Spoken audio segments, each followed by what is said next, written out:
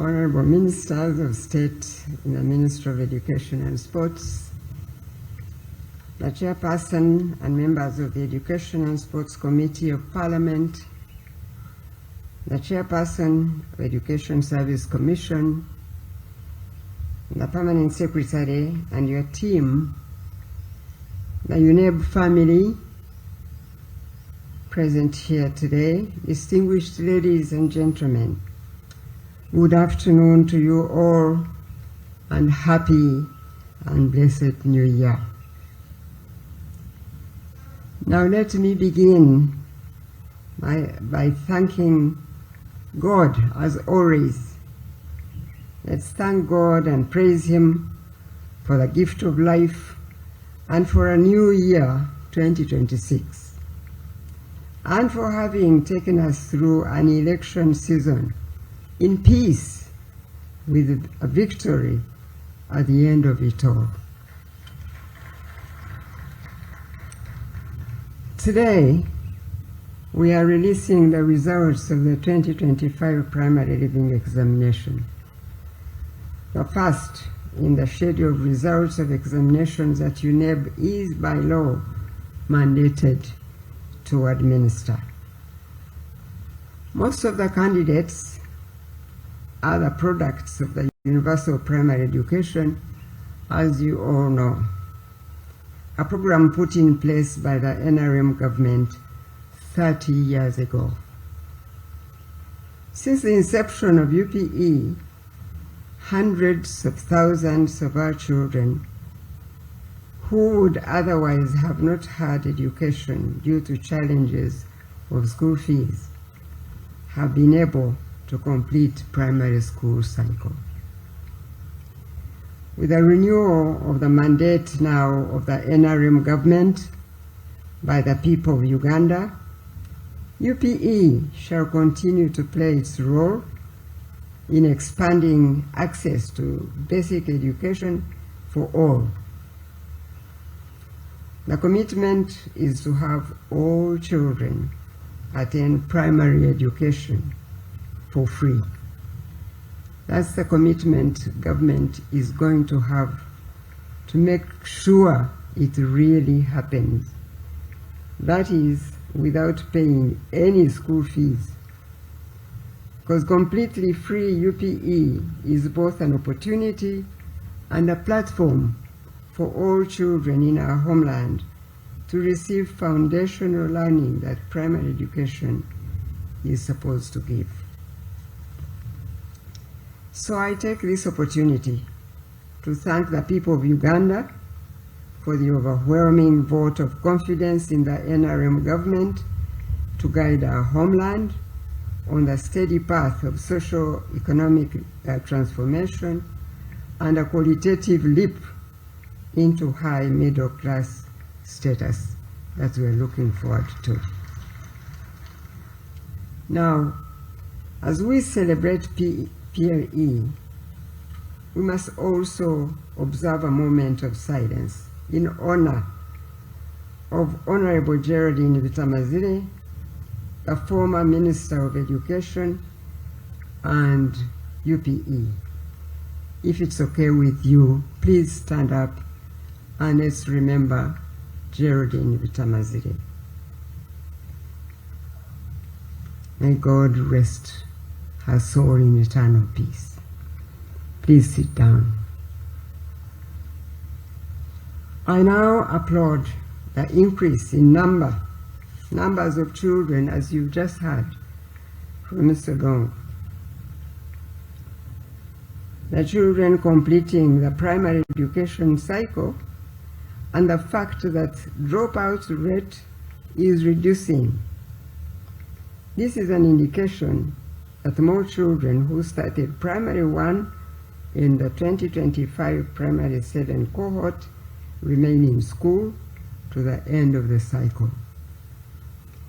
As I have stated previously, while I'm certainly happy with the numbers of girls completing the primary education cycle, I become concerned about the fact that the proportion of the boys completing this cycle has been decreasing. Is this purely a demographic matter, or are more boys and girls indeed dropping out of school?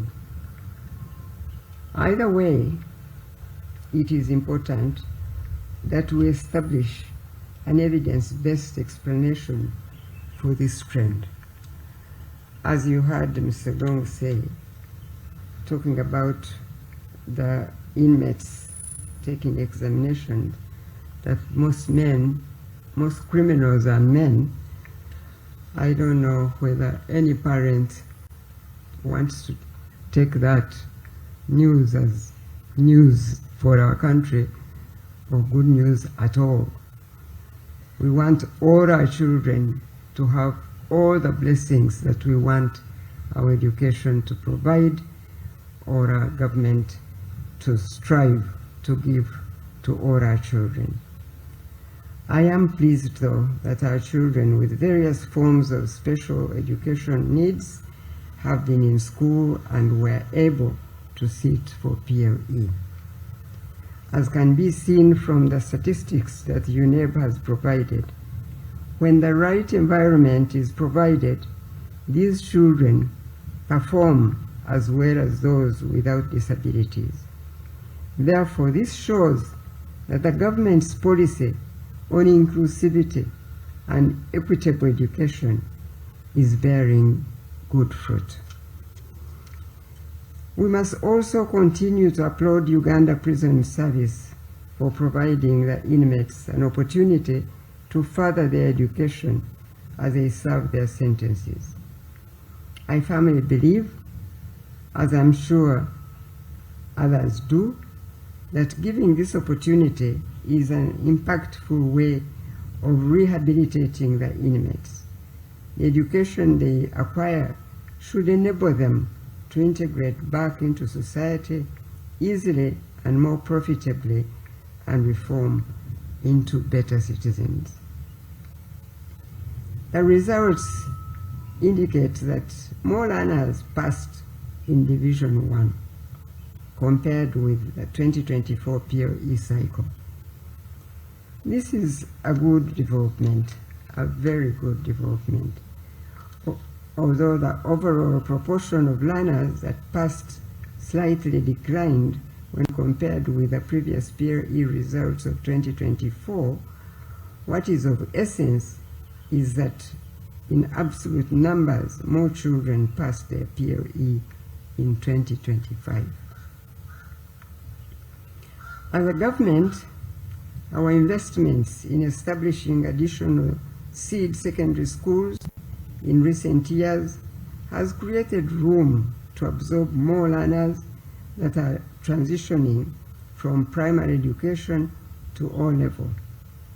Since 2019, we had a target of building 259 new seed secondary schools through the U-Gift program, as I'm sure the ministry will remember. As of today, we have so far completed the construction and operationalized 204 new secondary schools, whereas 55 are still in various levels of construction progress. In addition, you are all aware that in 2025, with the enactment of the Tibet Act 2025, the technical vocational education system regulated by the Tibet Council was legally established in Uganda to exist alongside the general education system. So this technical vocational education system is also a pathway that learners who complete primary 7 can pursue.